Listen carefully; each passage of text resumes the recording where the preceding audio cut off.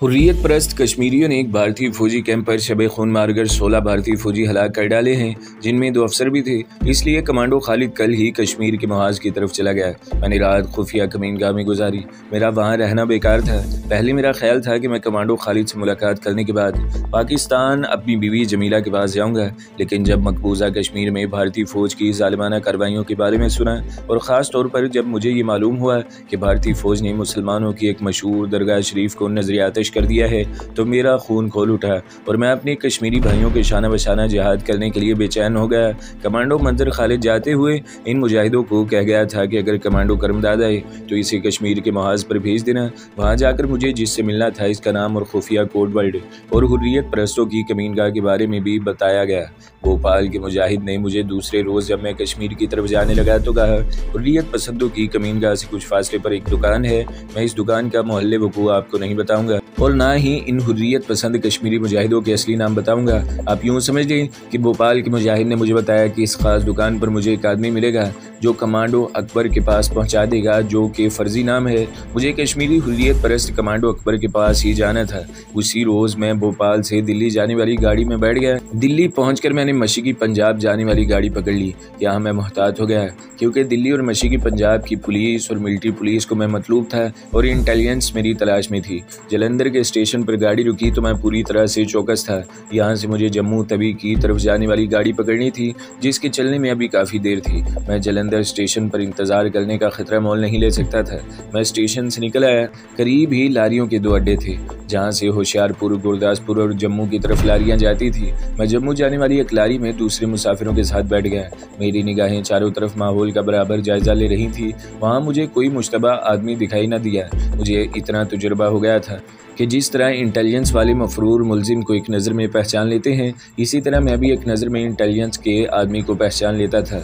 लारी में हिंदू सिख सवारियाँ ही थी। कुछ औरतें भी बच्चों को लिए बैठी थी। ड्राइवर सिख था जो बार बार शोर मचाता और मुसाफिरों से कहता, चलो ये बैठ जाओ हूँ, घूमनिया ना पाओ। लारी जलंधर से जम्मू की तरफ चल पड़ी। लारी सारा रास्ता जगह जगह रुक कर मुसाफिर उठाती रही। कोई नाखुशगवार वाक़या पेश न आया। मैं खैरियत से जम्मू पहुँच गया।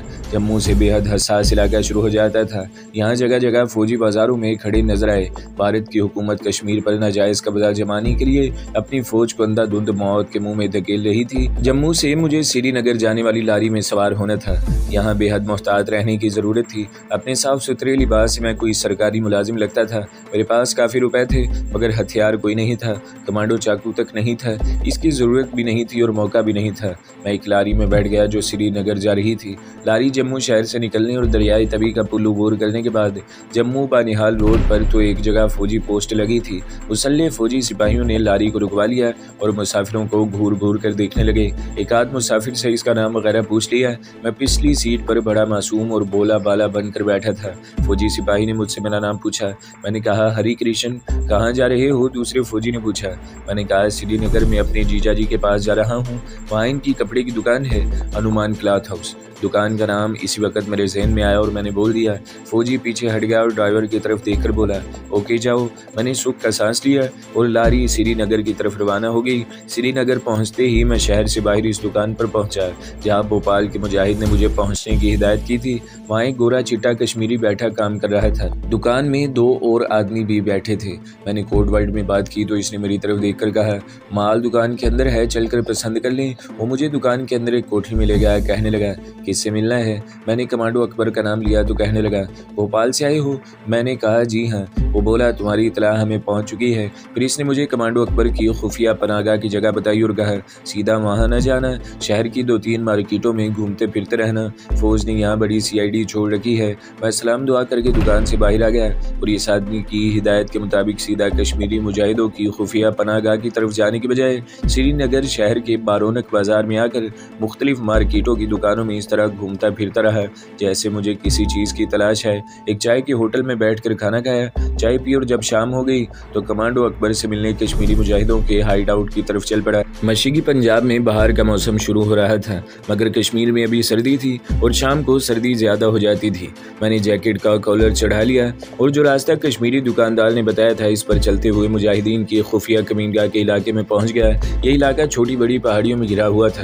तारीकी बढ़ रही थी। यहाँ चनार के बड़े दरख्त थे। एक दरख्त के करीब से गुजर रहा था कि 3 आदमियों ने मुझे पकड़ लिया। इनके चेहरे सबज नकाबों में छुपे हुए थे। मैंने वहाँ भी कोड वर्ड दोहराया और कहा, मुझे कमांडो अकबर से मिलना है, मैं भोपाल से आया हूँ, मेरा नाम करमदाद है। उन्होंने मेरी आंखों पर पट्टी बांध दी और मुझे इधर उधर से घुमाते फिराते एक जगह ले गए और मेरी आंखों से पट्टी उतार दी। मैं एक कोठरी में खड़ा था।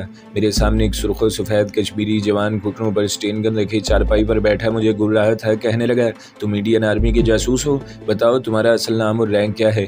मैंने कहा, अगर तुम्हारा नाम कमांडो अकबर है तो यकीन करो मैं कमांडो करमदाद हूँ और मुझे भोपाल के मुजाहिद कमांडो मंजर खालिद से मिलना है। मैं कश्मीर की जंग आज़ादी में आप लोगों के शाना बशाना लड़ने आया हूँ। इस कश्मीरी मुजाहिद के चेहरे पर मुस्कुराहट फैल गई। इसने उठकर मुझे गले लगा लिया और कहने लगा, मुझे मालूम था कि तुम करमदाद ही हो सकते हो। कमांडो खालिद ने मुझे तुम्हारा हुलिया वगैरह सब कुछ बता दिया था, फिर भी तुमसे इस किस्म की बात करनी ज़रूरी थी। मेरे साथ आओ। वो मुझे वहाँ से एक और पनागाह में ले गया जो टीलों के दरमियान जंगली दरख्तों और जंगली झाड़ियों में छुपी हुई थी। वहाँ भी मुसल्ले कश्मीरी मुजाहिदों की मुसल्ले ड्यूटी गार्ड मौजूद थे। कमांडो मंजर खालिद को पता चला तो वो पनागाह से निकल कर बाहर आ गया। हम दोनों एक दूसरे से बगलगीर होकर मिले। वो मुझे अंदर ले गया। कमांडो अकबर भी हमारे साथ था। कमांडो खालिद ने मुझसे मेरे सफ़र के बारे में पूछा कि रास्ते में कोई पीछे तो नहीं लगा। मैंने कहा, सब ठीक है। चूँकि वहाँ कश्मीरी मुजाहिद कमांडो अकबर मौजूद था, इसलिए खालिद ने मुझसे नागन दुर्गा के बारे में दरियाफ्त न किया। कहने लगा, यहाँ भारतीय फ़ौज ने निहत्ते कश्मीरी अवाम पर जुल्म व बर्बरियत की इंतहा कर दी है।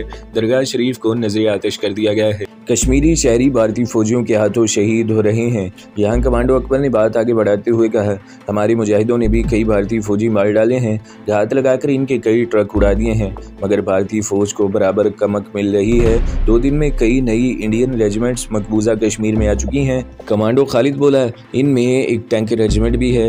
इंडियन आर्मी इस टैंक रेजिमेंट की मदद से कश्मीर में मुसलमानों के तमाम मुकद्दस मकामात को तबाह कर देने का नापाक मंसूबा बना चुकी है, क्योंकि इंडियन आर्मी के ख्याल में यही वो जगह हैं जो कश्मीरी हुर्रियत परस्तों की पनागाहें हैं। कमांडो अकबर ने कहा, हम अपनी तबाहकुन जवाबी कार्रवाई से इंडियन आर्मी हाई कमांड को ये बता देना चाहते हैं कि हम इनका ऐसा कोई नापाक मंसूबा कामयाब नहीं होने देंगे।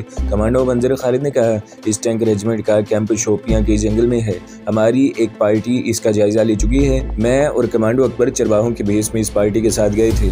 मैंने पूछा, क्या सारी टैंक रेजिमेंट इसी एक कैंप में मुकीम है? कमांडो अकबर ने जवाब दिया, ये सिर्फ इस रेजिमेंट के एक ब्रिगेड का कैंप है और यहाँ 50 के करीब टैंक है। अगर हम किसी तरह इस टैंकों को बर्बाद करने में कामयाब हो जाते हैं तो मैं यकीन से कह सकता हूँ कि भारतीय हाई कमान दोबारा यहाँ टैंक रेजिमेंट कभी नहीं लाएगी और बाकी टैंकों को भी यहाँ से निकाल कर जम्मू की तरफ ले जाएगी। हम इंडियन आर्मी हाई कमान की ज़हनीत से अच्छी तरह वाकिफ़ हैं। बुनियादी तौर पर ये एक बुज़दिल कौम है और अपनी जान बचाने की खातिर लड़ती है। हमारी तरह अल्लाह और इसके रसूल सल्लल्लाहु अलैहि वसल्लम के नाम पर शहीद होने के लिए नहीं लड़ती।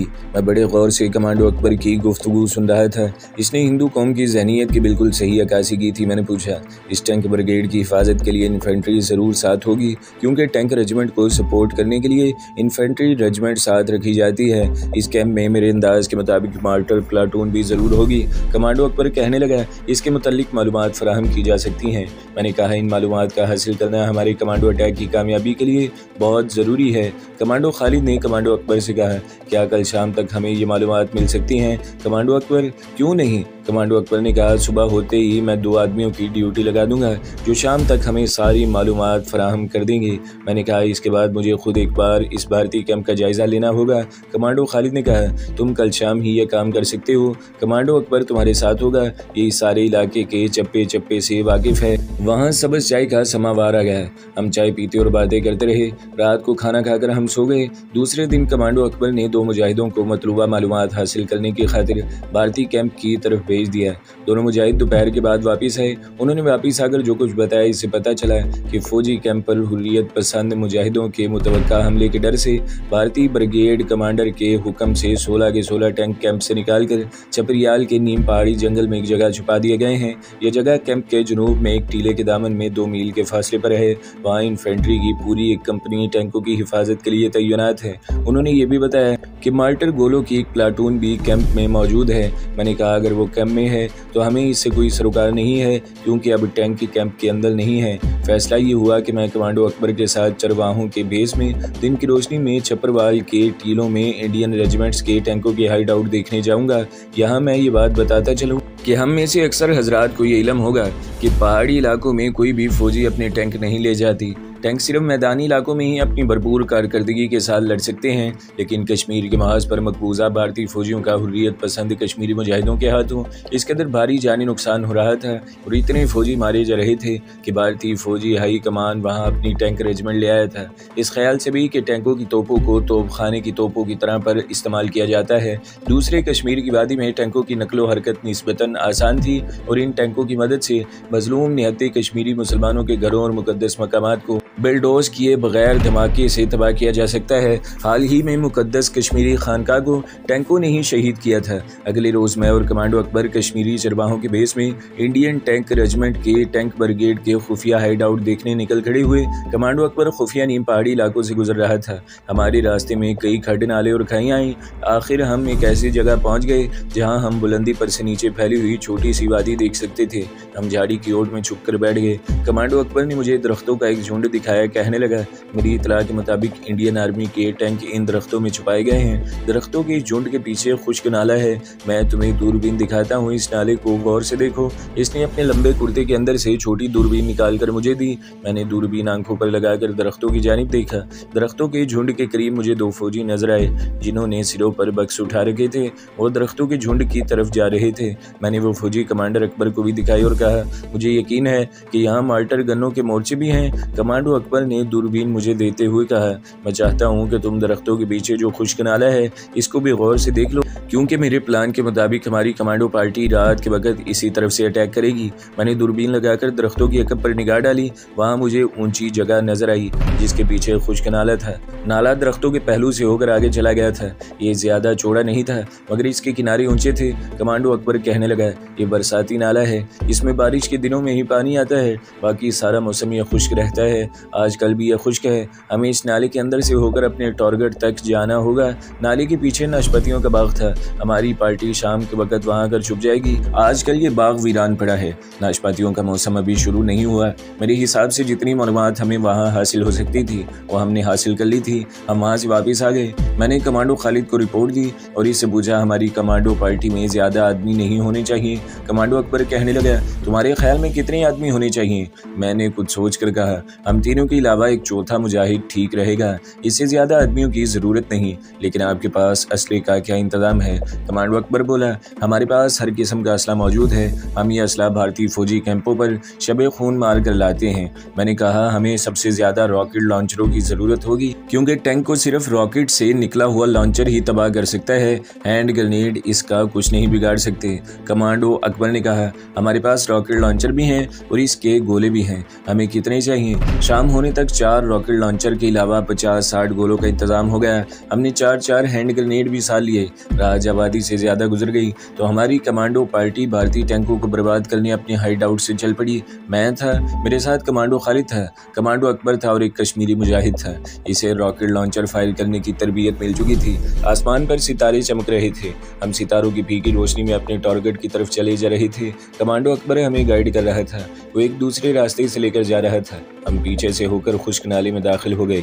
अब हम फूंक फूंक कर कदम रख रहे थे क्योंकि दुश्मन का हसास इलाका शुरू हो गया था। नाला जहां से एक तरफ घूम जाता था वहां पहुंचकर हम रुक गए। मैंने अपने तीनों साथियों को टारगेट दिखाया और सरगोशी में कहा, यहाँ से बिखर जाओ। दरख्तों के नीचे टैंक थोड़े थोड़े फासले पर खड़े हैं। अब हर कमांडो का टारगेट अपना अपना होगा और वो अपनी अकल से काम लेकर रॉकेट लॉन्चर फायर करेगा। टारगेट का फासला 15-20 कदम से ज्यादा हुआ तो रॉकेट टारगेट पर नहीं लगेगा। हर जवान को कम से कम 3 टैंक जरूर तबाह करने होंगे। खुदा हाफिज। जिंदा रहे तो फिर मिलेंगे, शहीद हो गए तो अल्लाह के दरबार में मिलेंगे। हम चारों बिखर गए। मैं नाले के ऊंचे किनारे के साथ साथ झुककर चल रहा था। जब मुझे दरख्तों के नीचे 2 टैंक बड़े बड़े स्याह झुंडों की तरह नजर आए तो मैं पेट के बल लेट गया। रॉकेट लॉन्चर मेरी पुश्त पर था। रॉकेट एक थैले में थे। मैं आहिस्ता आहिस्ता रिंग कर टैंकों को नजर में रख कर बढ़ रहा था। मैं फासला कम करना चाहता था। मैं इस बात से गाफिल नहीं था कि यहाँ टैंकों की हिफाजत के लिए इन्फेंट्री के नौजवान मौजूद हैं और जाग कर पहरा दे रहे हैं, लेकिन मुझे अपनी ड्यूटी अदा करनी थी, अपना फ़र्ज़ अदा करना था। हम लोग मौत के मुंह में सिर्फ इसलिए आ गए थे कि कश्मीरियों के घरों, खानकाहों, मस्जिदों को शहीद करने वाले दुश्मन को जितना ख़त्म कर सकते हैं ख़त्म कर दें और आज़ादिया कश्मीर की जद्दोजहद जारी रखी जाए। जिंदा वापस जाने की उम्मीद ना होने के बराबर थी। हम में से कोई मुजाहिद भी इस ख्याल से इस आग में नहीं कूदा था कि वो जिंदा वापस आ जाएगा। हमारे सामने सिर्फ एक ही मकसद था कि कश्मीर पर ज़बरदस्ती कब्जा करने वाले और मजलूम कश्मीरियों पर वहशियाना जुल्म तोड़ने वाले दुश्मन को तबाह व बर्बाद किया जाए। मुझे ये फिक्र ज़रूर थी कि मेरे साथियों में से अगर किसी से ज़रा सी भी भूल चूक हो गई तो दुश्मन बेदार हो जाएगा और रोशनी राउंड फायर करके वहाँ दिन की रोशनी कर देगा और फिर मशीन गनों की बौछारें फायर करनी शुरू कर देगा। मैं खुदा से दुआ मांग रहा था कि मेरे साथी अकल और होशमंदी से काम लें। मैं तरबियत याफ्ता साबिक फौजी कमांडो था। मुझे मालूम था कि कितने फासले पर रहकर मुझे रॉकेट लॉन्चर फायर करना है और ये के बाद दीगरे 3-4 टैंकों का निशाना लेकर गोले फायर करने थे। ये काम कोई तरबियत याफ्ता कमांडो या ट्रेंड फौजी ही कर सकता था। मैं कोहनियों के बल रींग रहा था। सितारों की रोशनी में मुझे 3 टैंक नजर आए। तीनों टैंक थोड़े थोड़े फासले पर दरख्तों के नीचे इस तरह खड़े थे कि इनके पहलू मेरी तरफ थे। ये फौजी नुक्ता निगाह से बड़ा अच्छा निशाना था। अभी तक मेरे किसी साथी ने कोई रॉकेट फायर नहीं किया था। मेरे रॉकेट लॉन्चर में गोला मौजूद था। मैं घुटनों के बल खड़ा हो गया, रॉकेट लॉन्चर कंधे पर रखा। 2 गोले थैले में से निकालकर मैंने अपने सामने रख लिए थे। मैं जानता था कि टैंक मैदानी जंग की पोजीशन में नहीं है और पहला टैंक हिट होने के बाद दूसरे टैंक का गोला मुझ पर फायर नहीं होगा, मशीन गनों का फायर आ सकता था। मैंने पहले टैंक का निशाना लिया और बिस्मिल्लाह पढ़कर फायर कर दिया। गोला शू करके लॉन्चर से निकला और थोड़ा सा खम खाकर सीधा टैंक के पहलू में जाकर गिरा। गोला टैंक की मोटी अहनी चादर को चीरकर इसके अंदर जाकर धमाके से फटा और साथ ही टैंक भी एक खौफनाक धमाके से फट गया। मैं दूसरा रॉकेट लोड कर चुका था। टैंक के शोलों ने मुझे दूसरे टैंक को दिखाया। मैंने दूसरे टैंक पर भी गोला फायर कर दिया। दूसरा टैंक भी फटकर शोलों में बदल गया। मैं तीसरा टैंक हिट करने वाला था कि फिजा मशीन गनों के फायर के धमाकों से लरजने लगी। हर तरफ से मशीन गन्नें फायर हो रही थी। मैं पेट के बल लेट गया। मैं रॉकेट लॉन्चर लेट कर फायर नहीं कर सकता था, इसके लिए घुटनों के बल खड़े होना जरूरी था। इतने में दूसरी जानिब के बाद दीगरे 3 जबरदस्त धमाके हुए और 3 जगहों से शोले बुलंद होने लगे। रात दिन की तरह रोशन हो गई। मेरे साथियों में से किसी ने या तीनों ने दुश्मन के 3 टैंक तबाह कर दिए थे। फौजी जवानों में भगदड़ सी मच गई। वो एक दूसरे को चीख चीख कर कह रहे थे। 2 और जबरदस्त धमाके हुए। दुश्मन के 2 और टैंक फट कर शोले उगल रहे थे। इसके बाद धमाकों का सिलसिला शुरू हो गया। मैं पीछे रिंगना शुरू हो गया। मेरा मिशन खत्म हो गया था। अब मुझे वापस अपने हाइड आउट में पहुंचना था। मशीन गनों की गोलियां मेरे ऊपर से गुजर रही थी। मैंने खुश्क नाले की दीवार पर से अंदर छलांग लगा दी और पीछे की तरफ दौड़ पड़ा। मुझे पीछे हैंड ग्रेनेडों के धमाके सुनाई दिए। शायद ये हमारे साथियों के ग्रेनेडों के धमाके थे। मैं नाले की दीवार की आड़ लेकर पीछे को दौड़ता जा रहा था कि अचानक मार्टर गनों का फायर आने लगा। मार्टर गनों के गोले ओलों की तरह जगह जगह गिर कर फट रहे थे। उड़ते पत्थरों और लोहे के टुकड़ों की चीखें सुनाई देने लगी। दुश्मन पूरी तरह बेदार हो चुका था और अब वो हमारी कमांडो पार्टी को हलाक करने या हमें घेरे में लेने की कोशिश कर रहा था। मार्टर गनों के गोले नाले में भी आने लगे। मैं जमीन पर पेट के बल रेंगने लगा। रॉकेट लॉन्चर अभी तक मेरे पास ही था। इसमें गोला लोड था। मार्टर तोपों के गोले मुझसे थोड़े फासले पर फट रहे थे। मैंने सर अपने बाजू में छुपा लिया था। जब मार्टर गनों की रेत जरा दूर हुई तो मैं उठकर आगे को दौड़ पड़ा। यहाँ नाले का किनारा ज्यादा ऊंचा नहीं था। मैं नाले से बाहर निकलकर एक तरफ दौड़ा तो अचानक सामने से मशीन गन फायर हुई। मैं फौरन लेट गया। गोलियां मेरे ऊपर से निकल रही थी। इसके साथ ही रोशनी राउंड फायर हुआ। चारों तरफ रोशनी हो गई। कुछ फासले पर एक फौजी गाड़ी खड़ी थी। मैंने रॉकेट लॉन्चर सीधा किया और गोला फायर कर दिया, मगर फासला ज्यादा होने की वजह से गोला निशाने पर न लगा। अचानक मेरी दाईं और बाईं जानिब से फौजी दौड़ते हुए आए और उन्होंने मुझे काबू कर लिया। मेरा रॉकेट लॉन्चर पकड़कर उन्होंने दूर फेंक दिया और मुझे गालियां देते घसीटते हुए फौजी गाड़ी के पास ले आए। यहाँ भी भारतीय फौजी पोजीशनें लिए बैठे थे। एक फौजी ने कहा, मेजर साहब एक कश्मीरी कमांडो पकड़ लिया है। भारतीय मेजर ने चीख कर कहा, दूसरे को भी पकड़ो जांगली। भारतीय मेजर ने मेरी पसलियों में जोर से ठुड्डा मारा और गाली देकर कहा, कहाँ है तुम्हारे दूसरे साथी? मैं खामोश रहा। उन्होंने मुझे बेतहाशा पीटना शुरू कर दिया। मुझे मालूम था कि अब मेरे साथ इस वक्त तक यही वहशियाना सलूक होता रहेगा जब तक मैं मर नहीं जाता या फरार नहीं हो जाता। ये जानकर मुझे इत्मीनान हो गया कि मेरे बाकी साथी नहीं पकड़े गए। मुझे फौजी गाड़ी में डालकर मेरे हाथ बांध दिए गए। फौजी गाड़ी तेजी से किसी तरफ रवाना हो गई। मेरी आंख बुरी तरह दर्द कर रही थी। वो सूज भी गई थी। पसलियों में भी टेसे उठ रही थी। गाड़ी में 6-7 डोगरे फौजी बैठे थे जिन्होंने मुझे अपने पाँव में डाल रखा था। मुझे किसी दूसरे फौजी कैंप के क्वार्टर गार्ड में ले जाकर बंद कर दिया गया। क्वार्टर गार्ड में बत्ती जल रही थी। मेरे हाथ खोल दिए गए। एक डोगरा फौजी अफसर आ गया। इसने पहले तो मुझे खूब मारा पीटा, फिर गालियां देकर पूछा, तुम कश्मीरी नहीं लगते, तुम पाकिस्तानी कमांडो हो, बताओ तुम्हारा हाइड आउट कहाँ है, तुम्हारे बाकी साथी कहाँ रोपोश हैं। मैंने कहा मैं सिविलियन रजाकार हूँ, पाकिस्तानी कमांडो नहीं हूँ। मुझे क्वार्टर गार्ड में उल्टा लटका दिया गया, मेरे सारे कपड़े उतरवा दिए। 2 फौजी बैत की छड़ियों से मुझे बेदर्दी से पीटने लगे। जब मुझ पर गशी सी तारी होने लगी तो मुझे उतार दिया गया। एक फौजी ने मेरे ऊपर मेरे कपड़े फेंक कर कहा, चलो इन्हें पहन लो। मैं ठंडे फर्श पर पड़े पड़े आहिस्ता आहिस्ता कपड़े पहनने लगा। भारतीय फौजी अफसर ने एक फौजी से कहा, इसको फौरन जालंधर कैंट के स्पेशल सेल में पहुंचाओ, वहाँ इसका बाप भी सब कुछ बताएगा, उठाओ इसे। मुझे घसीट कर क्वार्टर गार्ड से निकाला गया। बाहर एक फौजी गाड़ी खड़ी थी जो चारों तरफ से बंद थी। मुझे इसमें फेंक कर दरवाज़ा बंद करके लॉक कर दिया गया। 2 मुसल्ले फौजी मेरे साथ थे। उन्होंने फौरन मेरे दोनों हाथ पीछे बांध दिए और फौजी गाड़ी चल पड़ी। जालंधर कैंट का स्पेशल सेल ज़रूर कोई ख़तरनाक टॉर्चर सेल था जहाँ ये लोग मुझे ले जा रहे थे। मैं अपनी काया पलट की दुआ मांगने लगा, काश मैं इंसान से सांप बन सकता है। सिर्फ यही एक सूरत मेरे बचने की थी, मगर मेरी दुआ कबूल ना हुई और मैं अपनी इंसानी वजूद में ही रहा। फौजी गाड़ी सारी रात चलती रही। रास्ते में किसी जगह गाड़ी थोड़ी देर के लिए रुकी और फिर आगे रवाना हो गई। गाड़ी पहाड़ी रास्तों से गुजर रही थी। गाड़ी के अंदर दिन की सफ़ेदी फैलने लगी तो मैं समझ गया कि सुबह हो गई है। दोपहर के वक्त फौजी गाड़ी मैदानी इलाके में दाखिल हो गई थी। एक जगह रुककर फौजियों ने नाश्ता वगैरह किया। मुझे पानी भी ना पूछा, गाड़ी आगे चल पड़ी। सारा दिन इसी तरह गुजर गया। रात के वक्त फौजी गाड़ी किसी बड़े शहर में दाखिल हो गई थी। बाहर से दूसरी गाड़ियों की आवाज़ें आ रही थी। जो फौजी मेरी निगरानी के लिए अंदर बैठे थे, इनकी बातों से मालूम हुआ कि जालंधर शहर आ गया है। फौजी गाड़ी शहर के मुख्तलिफ बाजारों और सड़कों पर से गुजरती एक इलाके में आ गई जहाँ ट्रैफिक का शोर नहीं था। मैं बाहर नहीं देख सकता था। गाड़ी एक जगह रुक गई। मुझे खींचकर बाहर निकाला गया। ये कोई फौजी छावनी लगती थी। मुझे एक 4 दीवारी में बंद कर दिया गया। 1 घंटे बाद खाने को बासी रोटी और पानी दिया गया। खुदा का शुक्र अदा करके खा गया। दिन चढ़ा तो वही श्रीनगर वाला फौजी मेजर आ गया। ये डोगरा था। इसका पंजाबी बोलने का अंदाज डोगरों वाला था। तशद्दुद और पूछगछ का सिलसिला दोबारा शुरू हो गया। 3 दिन और 3 रातें मुझ पर तशद्दुद के नए नए औजार आजमाए गए। बिजली की कुर्सी पर बिठाकर इस वक्त तक झटके दिए गए जब तक कि मैं बेहोश नहीं हो गया। 3 दिन के बाद मुझे कोठरी में डाल दिया गया। दिन में एक बार खाने को थोड़ा बहुत दे दिया जाता। मेरी हालत बहुत ख़राब हो रही थी। 2 रोज़ तक मुझ पर कोई तशद्दुद न किया गया। मेरे जिस्म की अंदरूनी चोटें कुछ ठीक होने लगी थी कि मुझे कोठरी से निकाल कर एक और टॉर्चर सेल में ले गए। भारतीय मेजर वहाँ पहले से मौजूद था। स्ट्रेचर पर ऑपरेशन की मुख्तलिफ छुरियाँ और कैंचियाँ पड़ी थी। इन्हें देखते ही मैं समझ गया कि आज शायद मेरी ज़िंदगी की आखिरी रात हो। भारतीय मेजर के साथ 2 हवालदार भी थे। मुझे ज़मीन पर बिठा दिया गया। भारतीय मेजर कहने लगा, मैं तुम्हें एक आखिरी मौका दे रहा हूँ। अगर तुमने मेरे सवालों के ठीक जवाब न दिए तो तुम्हें इसी कोठरी में शूट करके तुम्हारी लाश बाहर गंदे नाले में फेंक दूंगा। फिर इसने घड़ी देखी और बोला, इस वक्त रात के 11 बज रहे हैं। मैं पूरे 15 मिनट बाद दोबारा आऊँगा। इतनी देर में तुम सोच लो। इतना कहकर भारतीय मेजर दोनों फौजियों के हमरा बाहर निकल गया। कोठरी के दरवाजे को बाहर से ताला लगाने की आवाज़ आई। इसके बाद वहाँ खामोशी छा गई। मैं समझ गया कि मेरी ज़िंदगी सिर्फ 15 मिनट बाकी रह गई है, क्योंकि मुझसे मेजर ने जो पूछना था वो मैंने इसे कभी नहीं बताना था। और इस डोगरा मेजर के तेवर बता रहे थे कि वो मुझे जिंदा नहीं छोड़ेगा। इससे पहले कई एक वाक़े हुए थे कि भारतीय फौजी कश्मीरी मुजाहिदों को पकड़ कर ले गए। इनसे पूछगछ करते रहे। जब उन्होंने जुबान न खोली तो अपने साथी हुर्रियत पसंदों के बारे में कुछ न बताया तो इन्हें वहशियाना अजियतें देकर शहीद कर दिया।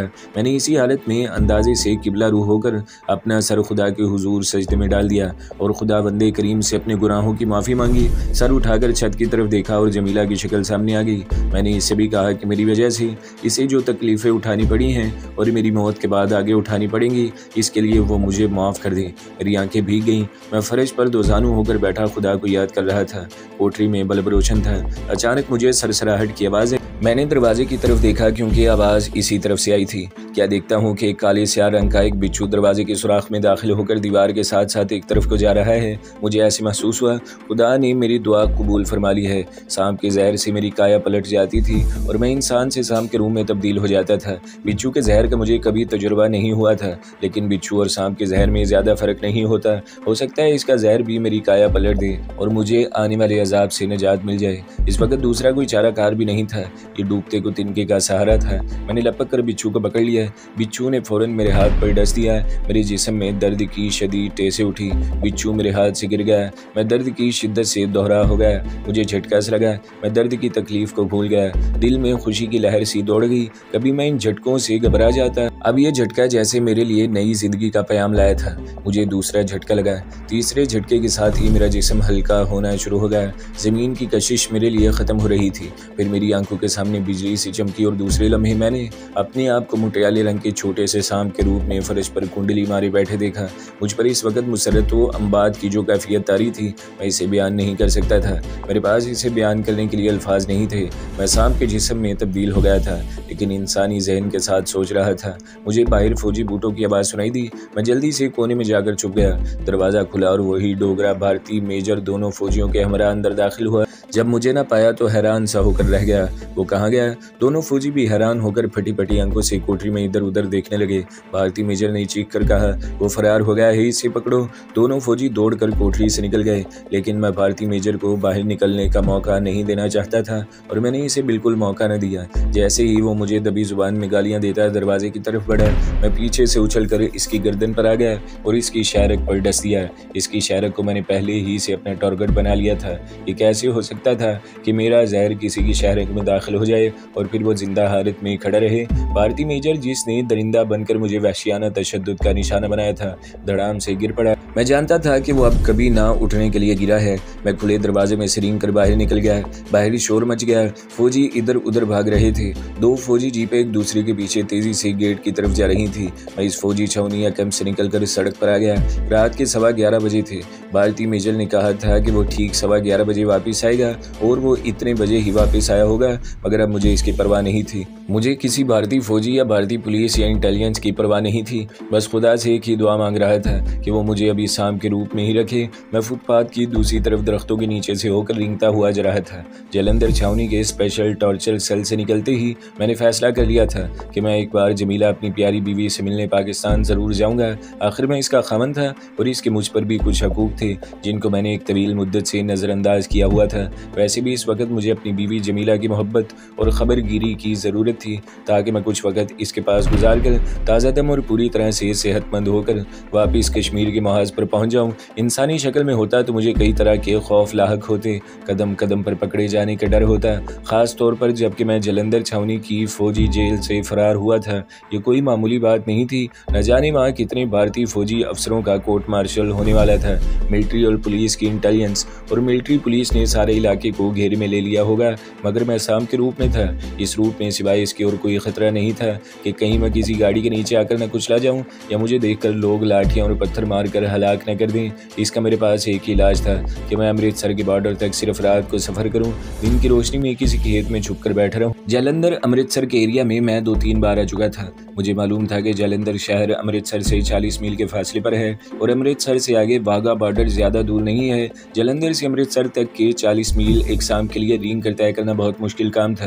मैंने इसका एक हल जहन में सोच लिया। सबसे पहले मुझे ये मालूम करना था कि मेरा रुख अमृतसर की तरफ है या दिल्ली की तरफ है। रात के वक्त शुमाल जनूब का मुझे कोई अंदाज़ा नहीं हो रहा था। दिन का वक्त होता तो सूरज को देखकर मैं मशरिक और मगरिब की सिमतों का तयन कर सकता था। जालंधर छावनी के टॉर्चर सेल से निकलने के बाद जिस तरफ मेरा मुंह उठा मैं इसी तरफ चला जा रहा था। सड़क पर ज़्यादा गाड़ियाँ वगैरह नहीं गुजर रही थी। आसपास कोठियों में रोशनी दिखाई दे रही थी। वैसे मैं सांप होने की वजह से अंधेरे में भी देख सकता था।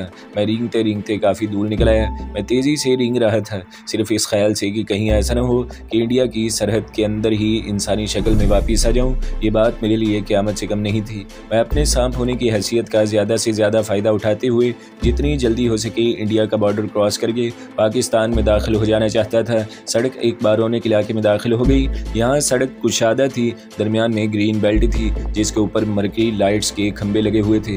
लाइट्स रोशन थी।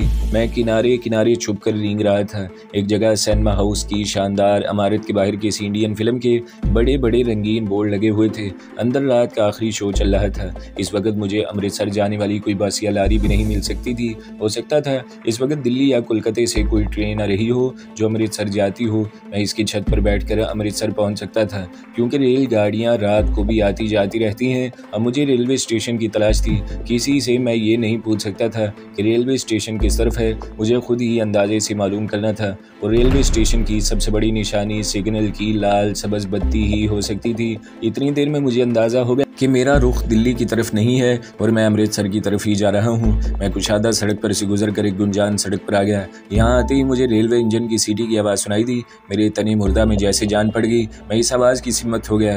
रेलवे इंजन की आवाज़ 2-3 बार आई। इसने मुझे स्टेशन का रास्ता दिखा दिया। सड़क छोड़कर मैं खेतों में घुस गया। इन खेतों में आते ही मुझे कुछ फासले पर सिग्नल की कई हरी और लाल लाल बत्तियां दिखाई दी। मैं इनकी तरफ जितनी तेज़ रेंग सकता था रेंगने लगा। आखिर मैं रेलवे यार्ड की पटरियों में से होता हुआ प्लेटफॉर्म की जहाँ ढलान शुरू होती थी वहां आकर एक तरफ छुप गया। 2-3 आदमी कुली के सर पर सामान रखवाते आ रहे थे।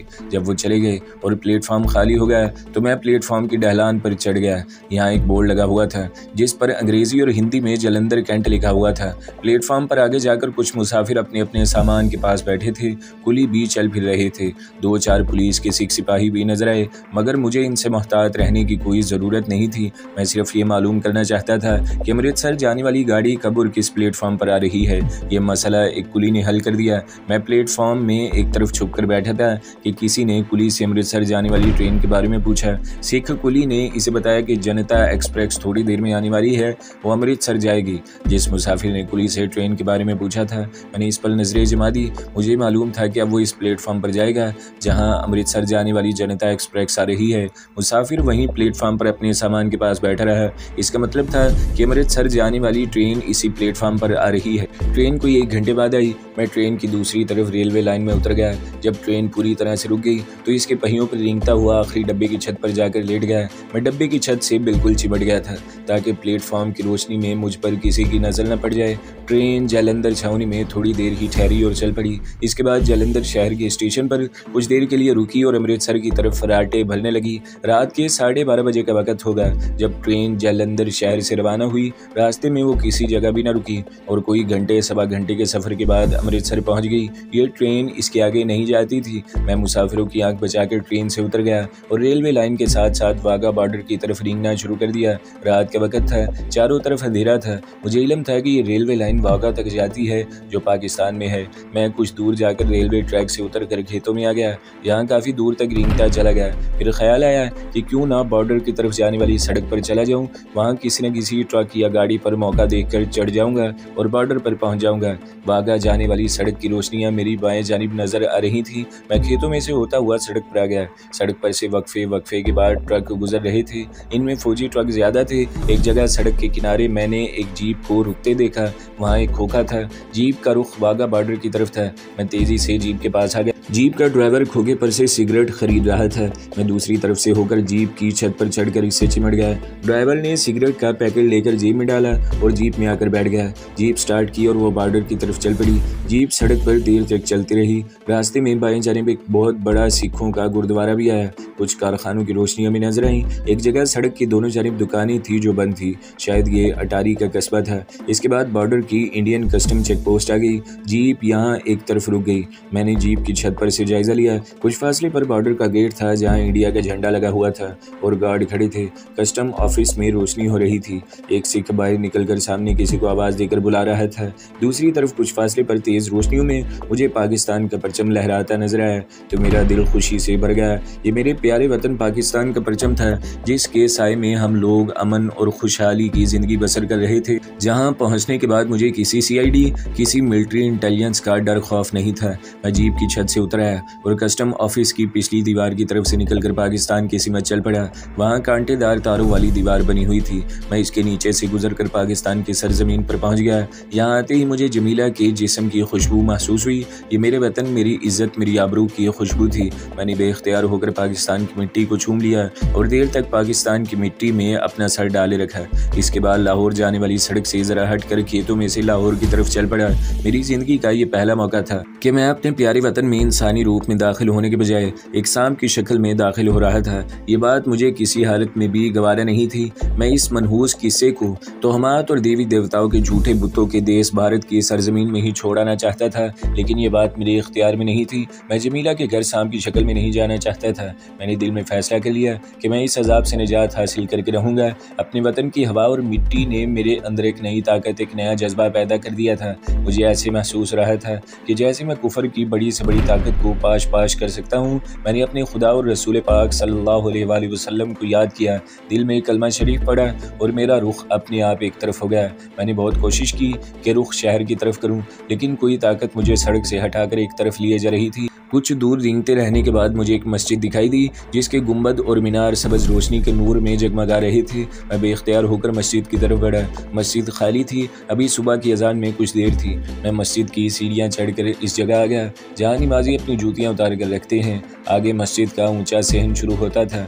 मैं जूतियों वाली जगह पर ही बैठ गया और मैंने अपना सर मस्जिद के महराब की तरफ झुका दिया। मेरे दिल में कलमा पाक जारी हो गया। मैं कलमा शरीफ का विर्द कर रहा था और मेरा इंसानी एहसास मुझे महसूस रहा था कि मेरी आंखों से आंसू जारी हो गए। मैंने अपना सर गाजियों की जूतियों वाली जगह पर लगा दिया और खुदा से गिड़गिड़ा कर दुआ मांगी कि अल्लाह पाक मेरे गुनाह माफ़ फरमा दे और मुझे इस अजाब से नजात दिला दे। इसके बाद मुझ पर गनूदगी की हालत तारी हो गई। खुदा जाने मैं जाग रहा था कि सो गया था। जिस आलम में मैं था, इस आलम की मुझे खबर कोई नहीं थी। अचानक मुझे एक झटके ने जगा दिया। मैंने चौंक कर सर उठाया तो मैं सांप नहीं था बल्कि करमदाद था। अपनी असली इंसानी शक्ल में वापस आ गया था। यकीन करें, इस वक्त मुझ पर ऐसी दिक्कत तारी हो गई कि मैं मस्जिद के सहन में सर रखकर बच्चों की तरह बिलक बिलक कर रोने लगा। मैं देर तक रोता रहा। आंसू रुकने का नाम नहीं लेते थे। जब जरा आंसू थमे तो मैं जूते उतार कर मस्जिद में दाखिल हो गया। वजू किया और किबलारू होकर 2 नफल शुक्राने की अदा किए। हर बार मेरा सर सजदे में जाता तो मेरी आंखों से आंसू जारी हो जाते और मैं बिलक बिलक कर रोने लगता। अल्लाह ताला से बार बार अपने गुनाहों की माफ़ी मांगता। रोने से मेरे नफल सही तरह से अदा नहीं हुए थे। मैंने दोबारा वजू किया और अपने आप पर पूरा जब्त करके एक बार फिर शुक्राने के नवाफल अदा किए और उल्टे पाँव मस्जिद से बाहर निकल आया। बाहर आते ही मैंने आसमान की तरफ देखा। पाकिस्तान के नूरानी आसमान पर सितारों की सफ़ेद और नीले फूल हीरे जवाहरात की तरह जगमगा रहे थे। पिछले पहर की खुशगवार हवा चल रही थी, जिसमें मेरे वतन पाक की मिट्टी और इसके खेतों, फलों और फूलों की खुशबू थी। मैंने बेख्तियार होकर अल्लाह अकबर का नारा लगाया और वागा से लाहौर शहर की तरफ जाने वाली सड़क पर आ गया। मैंने जैकेट की जेबों को टटोला। मेरी जेब में कुछ नोट पड़े थे। मैंने बाहर निकालकर खंबे की रोशनी में देखा। वो 50-50 के पाकिस्तानी करेंसी के 2 नोट थे।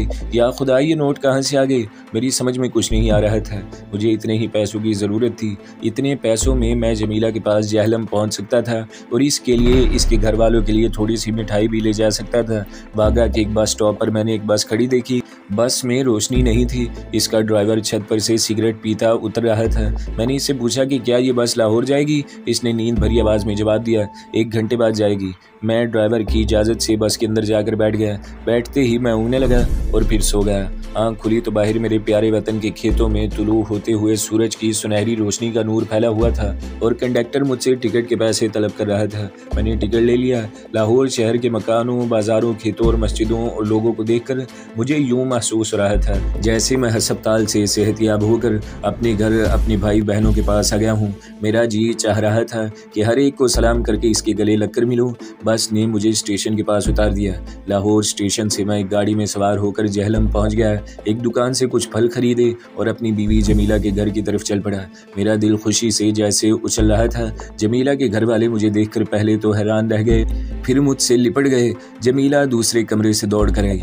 मैंने इसे अपने साथ लगा लिया और हम दोनों की आंखों से आंसू जारी हो गए। ये खुशी के आंसू थे। तो दोस्तों, कैसा लगा आपको ए हमीद का लाजवाब नावल बुत शिकन मुजाहिद? और ऐसे बहुत से अच्छे नावल सुनने के लिए हमारे चैनल को ज़रूर सब्सक्राइब करें, वीडियो को लाइक करें और बेल के आइकन पर भी क्लिक कर दें ताकि हर जो आने वाली वीडियोज़ हैं वो आपको सबसे पहले मिलती रहें।